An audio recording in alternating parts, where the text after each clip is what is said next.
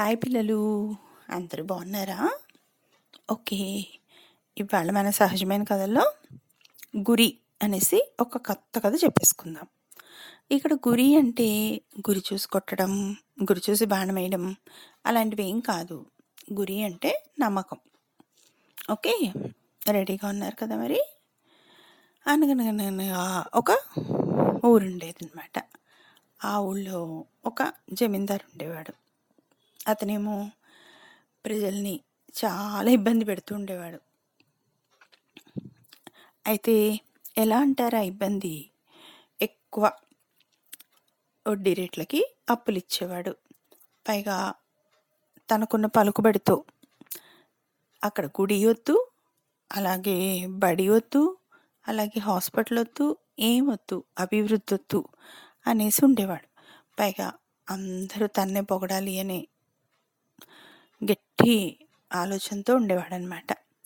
ప్రజలు ఏం చేసేవారు పాపం, చిన్న ఊరు, అందరికీ కొంచెం డబ్బులే ఉండేవి. సో ఏదైనా అవసరమైతే అప్పు కావాలంటే జమీందార్ దగ్గరికి వెళ్ళాలి, తప్పదు.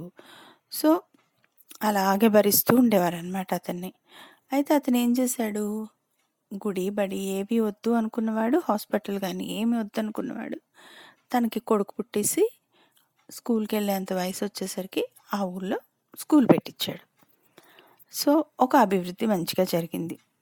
కానీ హాస్పిటల్ కానీ ఏది కూడా కన్స్ట్రక్షన్ కానీ లేకపోతే గవర్నమెంట్ని అడిగి పైనుంచి ఏదైనా చేయడం కానీ ఏమీ చేసేవాడు కాదనమాట.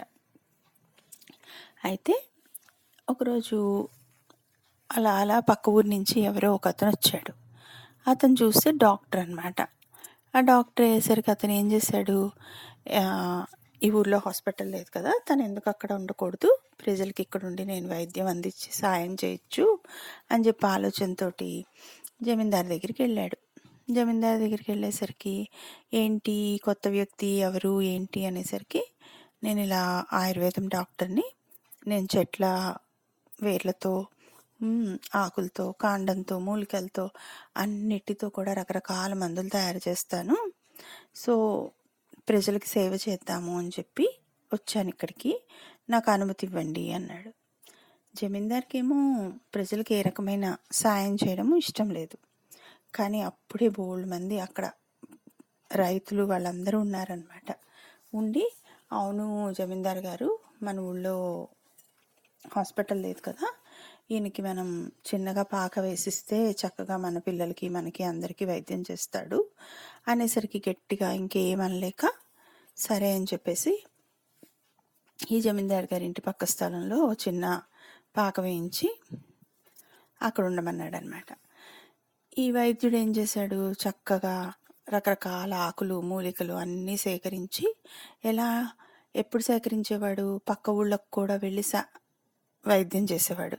అలాంటి సమయంలో ఏం చేసేవాడు, వెళ్తూ తావులో రకరకాల మొక్కలు, ఏ ఆకులు ఏ మందులుగా వాడచ్చు, ఏ రోగానికి పనికొస్తాయి అని చెప్పి చూసుకుని చక్కగా అన్నీ తెచ్చుకుని తనే దగ్గరుండి అన్నీ నూరుకుని, తర్వాత ఎండబెట్టుకుని దంచుకుని అట్లా రకరకాలుగా మందులన్నీ చక్కగా సేవ్ చేసి పెట్టుకునేవాడు అనమాట సీసాల్లో వాటిల్లో.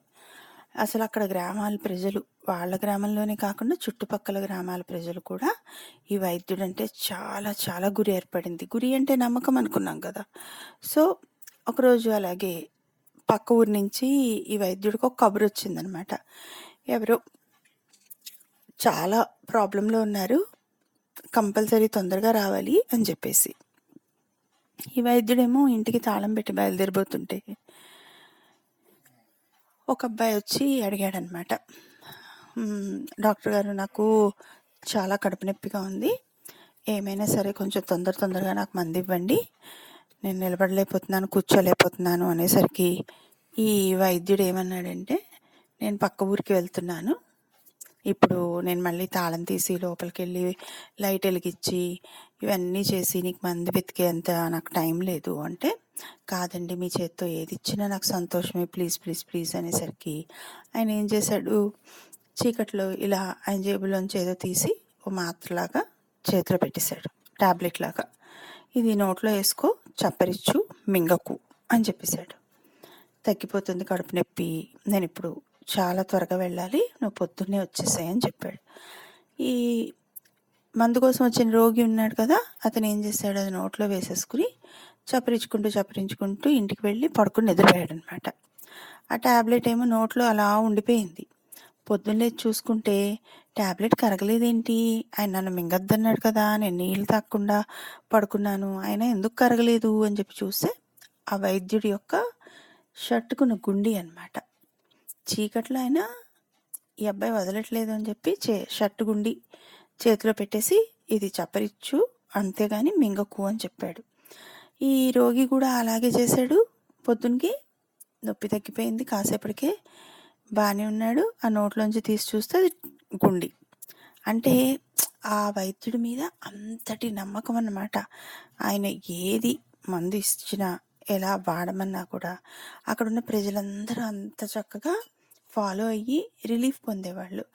ఒక్క చిన్న అతని ఎవరి డాక్టర్ గారి షర్టు గుండి కూడా మందులాగా పనిచేసి అవతలతనికి రిలీఫ్ ఇచ్చిందనమాట. అంత నమ్మకం ఏర్పడిపోయింది. ఇలా ఉంటే ఈయనకేమో చాలా పేరు వచ్చేస్తుంది. చుట్టుపక్కల వాళ్ళందరికీ సాయం చేస్తున్నాడు, పక్క ఊళ్ళకి వెళ్ళొస్తున్నాడు, అన్నీ చేస్తున్నాడు. జమీందారికి ముందే ఈర్ష్య అసూయ అన్నీ కదా, ఎవ్వరు తనకంటే గొప్పగా ఉండకూడదు అనే ఫీలింగ్ కదా. సో ఒకరోజు ఏం చేశాడు, ఈ డాక్టర్ గారు పక్క ఊరికి వెళ్ళినప్పుడు చూసి ఆ ఇంట్లో ఉన్న మొత్తం ఇంటికి కన్నం వేయించేసి తన వాళ్ళ చేత లోపలున్న మందులు సీసాలు అన్నీ పగలగొట్టిచ్చేసి పాడు చేయించేశాడనమాట. ఏ డాక్టర్ భయపడి ఊరన్నా వదిలి వెళ్ళిపోవాలి, మందులు లేవు కదా, వైద్యం అన్నా చేయకుండా ఉండాలి, ఇతనికి మంచి పేరంతా పోవాలి అని చెప్పేసి అనుకుని. అయితే వైద్యుడు తిరిగి వచ్చాడు, చూశాడు, ఎవరు చేశారు ఈ పని, అయ్యో అయ్యో అనుకున్నాడు. అయింది. ఎవరు చేశారో నాకు తెలీదు అంటే నాకు తెలీదు, అయ్యో అవునా అంటే అవునా అని ఇలా అనుకున్నారు. ఇంతలో ఈ జమీందార్ గారి అబ్బాయి పెరిగి పెద్దవాడైన తర్వాత స్కూల్ ఓపెన్ అయింది కదా, అలా ఫ్రెండ్స్తో ఆడుతూ అలా తుప్పల్లోకి చెట్లలోకి మొక్కల్లోకి అలా వెళ్ళేసరికి పాపం అతన్ని పాము కరిచింది. ఇంకా ఫ్రెండ్స్ అందరూ ఆ పిల్లాన్ని మోసుకొని వచ్చి జమీందార్ గారి దగ్గరికి ఇలా మీ అబ్బాయికి పాము కరిచిందండి, ఇదిగోండి ఇక్కడ అని చెప్పేసరికి జమీందార్ గారికి ఇంకా కాళ్ళు చేతులు ఆడలేదు, భయం వేసిపోయింది. పిల్లాడు ఏమవుతాడో అని ఆ డాక్టర్కి చెప్పాడనమాట. అయ్యో అయ్యో నేనే మీ హాస్పిటల్లో మీ ఇంట్లో ఉన్న మందులన్నీ పాడు చేయించేశాను, సీసాలన్నీ పగలగొట్టిచ్చేసాను, ఇప్పుడు చూడండి నా కొడుకే పాము కరిచింది, మందెలాగా ఇప్పుడు అని చెప్పేసి సారీ చెప్పి ఏడవడం మొదలుపెట్టాడు. ఈ వైద్యుడు ఏం చేశాడు, డాక్టరు ఉండండి కరెక్టే, మందులన్నీ పాడు చేసేసారు మీరు, అయినా కూడా నేను ఇప్పుడే వస్తాను అని చెప్పి గబగబా వెళ్ళి ఆ పాము కాటుకి విరుగుడు ఏంటో ఆకులు తీసుకొచ్చి అవన్నీ గబగబా చేతులతో నలిపి మెత్తగా చేసి ఆ నోట్లో రసం పోసి ఆకు రసం అలా అన్నీ చేశాడనమాట. చేసేసరికి కాసేపటికి ఈ అబ్బాయి కళ్ళు తెరిచి లేచి కూర్చున్నాడు. జమీందార్ గారు అప్పుడు అన్నాడనమాట, ప్రజలందరూ మీరెంత మంచివాళ్ళు, మీ చేతి మాత్ర ఎంత అద్భుతంగా పనిచేస్తుంది, మీ హస్తవాసి అంటే ఆయన చేతితో బంధిస్తే అంత బ్రహ్మాండంగా ఆరోగ్యవంతులు అవుతారు అని చెప్పి. అయితే ఇవన్నీ చెప్తుంటే ఈర్ష్యపడ్డాను, నేనే పాడు చేయించాను కదా, సారీ, నేనే మళ్ళీ అన్నీ కన్స్ట్రక్ట్ చేయిస్తాను, అన్నీ చేస్తాను, నాకు చాలా బుద్ధి వచ్చింది, ఎప్పుడు కూడా తప్పు చేయకూడదు, ఆ తప్పు మనకే ఎదురొస్తుంది అని చెప్పేసి ఇప్పుడు అర్థమైంది నాకు, మనం ఏం చేస్తే మనకి అలాంటిది వెనక్కి తిరిగి వస్తాయి అని చెప్పేసి చెప్పి చక్కగా మళ్ళీ హాస్పిటల్ ఇంకా బాగా కట్టించాడనమాట. ఇప్పుడు ఇంకా తన దగ్గర పని వాళ్ళందరినీ పంపించి మంచిగా ఏమేమి ఆకులు కావాలి ఏం కావాలి అని చెప్పేసి ఈ వైద్యుడికి చక్కగా అన్ని వసతులు కల్పించి, ఇంకా మీరు ఎక్కడికి వెళ్ళొద్దు, ఇక్కడే ఉండండి, చుట్టుపక్కల ప్రజలకు కూడా చెప్తాము, వాళ్ళే వచ్చి మీ దగ్గర మందులు తీసుకుంటారు, మీకు ఏ సాయం కావాలన్నా నేను చేస్తాను, నా కొడుకుని బతికిచ్చారు, థ్యాంక్ యూ అని చెప్పేసి మారిపోయాడనమాట. సో పిల్లలు, మనం ఆ వైద్యుల్లాగా అపకారం చేసిన వాళ్ళకు కూడా ఉపకారం చేయాలి కదా. ఓకే, ఈ కథలో మనం మంచి సంగతులు తెలుసుకున్నాం. మళ్ళీ ఇంకో కథతో కలుద్దాం. బాయ్ కన్నలు.